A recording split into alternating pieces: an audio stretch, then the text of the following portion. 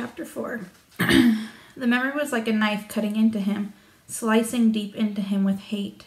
The secret. He had been riding his 10-speed with a friend named Terry. They had been taking a run on a bike trail and decided to come back a different way, a way that took them past the Amber Mall. Brian remembered everything in incredible detail. Remembered the time on the bank clock in the mall, flashing 3:31, then the temperature, 82, and the date. All the numbers were part of the memory. All of his life was part of the memory. Terry had just turned to smile at him about something, and Brian looked over Terry's head and saw her. His mother. She was sitting in a station wagon, a strange wagon. He saw her, and she did not see him. Brian was going to wave or call out, but something stopped him. There was a man in the car. Short blonde hair the man had, wearing some kind of white pullover tennis shirt. Brian saw this and more, saw the secret and saw more later, but the memory came in pieces, came in scenes like this. Terry smiling, Brian looking over his head to see the station wagon and his mother sitting with the man, the time and the temperature clock, the front wheel of his bike, the short blonde hair of the man, the white shirt of the man, the hot, hate slices of the memory were exact. The secret. Brian opened his eyes and screamed. For seconds he did not know where he was, only that the crash was still happening and he was going to die. And he screamed until his breath was gone. Then silence, filled with sobs as he pulled in air, half crying.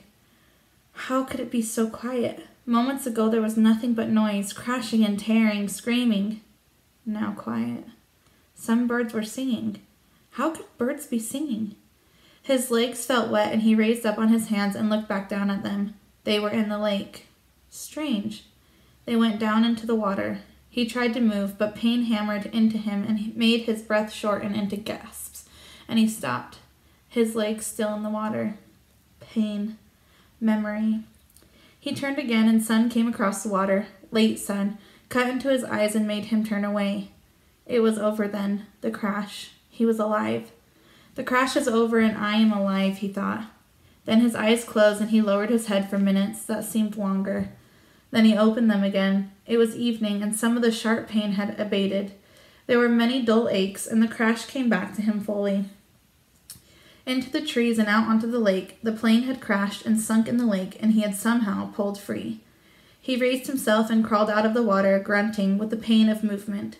His legs were on fire, and his forehead felt as if somebody had been pounding on it with a hammer. But he could move. He pulled his legs out of the lake and crawled on his hands and knees until he was away from the wet, soft shore and near a small stand of brush of some kind. Then he went down, only this time to rest, to save something of himself. He lay on his side and put his head on his arm and closed his eyes because that was all he could do now, all he could think of being able to do. He closed his eyes and slept, dreamless, deep and down. There was almost no light when he opened his eyes again. The darkness of night was thick, and for a moment he began to panic again. To see, he thought. To see is everything, and he could not see. But he turned his head without moving his body and saw that across the lake the sky was a light gray, that the sun was starting to come up, and he remembered that it had been evening when he went to sleep. Must be morning now, he mumbled it, almost in a hoarse whisper. As the thickness of sleep left him, the world came back. He was still in pain, all over pain. His legs were cramped and drawn up, tight and aching, and his back hurt when he tried to move. Worse was a keening throb in his head that pulsed with every beat of his heart. It seemed that the whole crash had happened to his head. He rolled on his back and felt his sides and his legs moving things slowly. He rubbed his arms. Nothing seemed to be shattered or even sprained all that badly. When he was 9, he had plowed his small dirt bike into a parked car and broken his ankle, had to wear a cast for 8 weeks, and there was nothing now like that. Nothing broken, just battered around a bit. His forehead felt massively swollen to the touch, almost like mound out over his eyes, and it was so tender that when his fingers grazed it, he nearly cried. But there was nothing he could do about it, and, like the rest of him, it seemed to be bruised more than broken. I'm alive, he thought. I'm alive. It could have been different. There could have been death. I could have been done. Like the pilot, he thought suddenly. The pilot in the plane, down into the water, down into the blue water, strapped into the seat. He sat up, or tried to, the first time he fell back.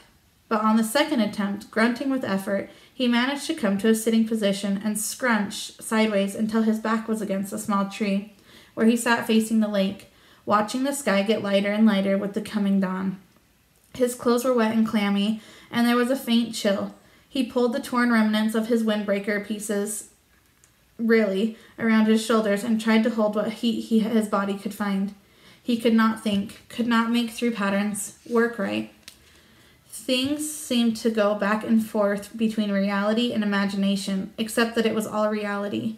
1 second he seemed to have imagined that there was a plane crash, that he had fought out of this sinking plane and swum to shore, that had all happened to some other person or in a movie playing in his mind. Then he would feel his clothes, wet and cold, and his forehead would slash a pain through his thoughts, and he would know it was real, that had really happened, but all in a haze world. So he sat and stared at the lake, felt the pain come and go in waves, and watched the sun come over the end of the lake. It took an hour, perhaps 2. He could not measure time yet and didn't care. For the sun to get halfway up, with it came some warmth, small bits of it at first, and with the heat came clouds of insects, thick, swarming hordes of mosquitoes that flocked to his body, made a living coat on his exposed skin, clogged his nostrils when he inhaled, poured into his mouth when he opened to take a breath.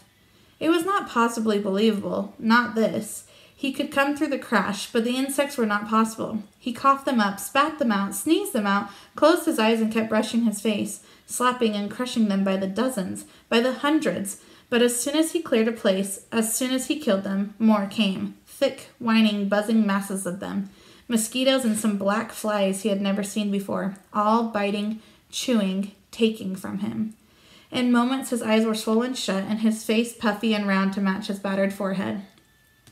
He pulled the torn pieces of his windbreaker over his head and tried to shelter in it, but the jacket was full of rips and it didn't work. In desperation, he pulled his t-shirt up to cover his face, but that exposed the skin of his lower back, and the mosquitoes and flies attacked the new soft flesh of his back so viciously that he pulled the shirt down.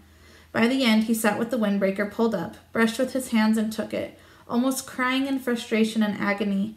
There was nothing left to do, and when the sun was fully up and heating him directly, bringing steam off of his wet clothes and bathing him in warmth, the mosquitoes and flies disappeared almost that suddenly.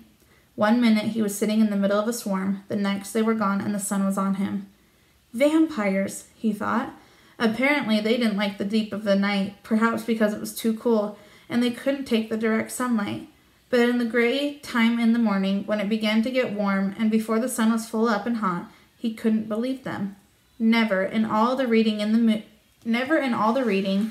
movies he had watched on television about the outdoors, never once had they ever mentioned that mosquitoes or flies. All they ever showed on the naturalist shows was beautiful scenery or animals jumping around having a good time. Nobody ever mentioned mosquitoes and flies. Ugh. He pulled himself up to stand against a tree and stretched, bringing new aches and pains. His back muscles must have been hurt as well. They almost seemed to tear when he stretched, and while the pain in his forehead seemed to be abating somewhat, just trying to stand made him weak enough to nearly collapse. The backs of his hands were puffy and his eyes were almost swollen shut from the mosquitoes, and he saw everything through a narrow squint. Not that there was much to see, he thought, scratching the bites. In front of him lay the lake, blue and deep. He had a sudden picture of the plane, sunk in the lake, down and down in the blue, with the pilot's body still strapped in the seat, his hair waving. He shook his head. More pain. That wasn't something to think about. He looked at his surroundings again. The lake stretched out slightly below him. He was at the base of the L, looking up the long part with the short part out to his right. In the morning light and the calm the water was absolutely, perfectly still. He could see the reflections of the trees at the other end of the lake. Upside down in the water, they seemed almost like another forest, an upside-down forest to match the real one. As he watched, a large bird, he thought it looked like a crow, but it seemed larger, flew from the top real forest, and the reflection bird matched it, both flying out over the water. Everything was green, so green it went into him. The forest was largely made up of pines and spruce, with stands of some low brush smeared here and there, and thick grass, and some other kind of very small brush all over. He couldn't identify most of it except the evergreens and some leafy trees he thought might be aspen. He'd seen pictures of aspens in the mountains on television. The country around the lake was moderately hilly, but the hills were small, almost hummocks, and there were very few rocks except to his left. There lay a rocky ridge that struck out overlooking the lake, about 20 feet high. If the plane had come down a little to the left, it would have hit the rocks and never made the lake. He would have been smashed, destroyed. The word came. I would have been destroyed and torn and smashed, driven into the rocks and destroyed? Luck, he thought. I have luck. I had good luck there, but he knew that was wrong. If he had good luck, his parents wouldn't have divorced because of the secret, and he wouldn't have been flying with a pilot who had a heart attack, and he wouldn't be here where he had to have good luck to keep from being destroyed. If you keep walking back from good luck, he thought, you'll come to bad luck. He shook his head again, wincing, another thing not to think about. The rocky ridge was rounded and seemed to be of some kind of sandstone with bits of darker stone layered and stuck into it. Directly across the lake from it, at the inside corner of the L, was a mound of sticks and mud rising up out of the water, a good 8 or 10 feet. At first, Brian couldn't place it, but knew that he somehow knew what it was, had seen it in films. Then a small brown head popped to the surface of the water near the mound and began swimming off down the short leg of the L, leaving a V of ripples behind, and he remembered where he had seen it. It was a beaver house, called the Beaver Lodge, in a special he'd seen on the public channel. A fish jumped, not a large fish, but it made a big splash near the beaver, and as if by a signal, there were suddenly little splops all over the sides of the lake, along the shore, as fish began jumping, hundreds of them, jumping and slapping the water. Brian watched them from time to time, still in half a daze, still not thinking well. The scenery was very pretty, he thought, and there were new things to look at, but it was all a green and blue blur, and he was used to the gray and black of the city. Traffic, people talking, sounds all the time, the hum and the whine of the city. Here at first it was silent, or he thought it was silent, but when he started to listen, really listen, he heard thousands of little things, hisses and blurks, small sounds, birds singing, hum of insects, splashes from the fish jumping. There were great noise here, but a noise he did not know, and the colors were new to him, and the colors and noise mixed in his mind to make a green-blue blur he could hear as a hissing pulse sound, and he was still tired, so awfully tired, and standing had taken a lot of energy somehow, had drained him. He supposed he was still in some kind of shock from the crash, and there was still the pain, the dizziness, the strange feeling. He found another tree, a tall pine with no branches until the top, and sat with his back against it looking down on the lake, with the sun warming him, and in a few moments he scrunched down and was asleep again.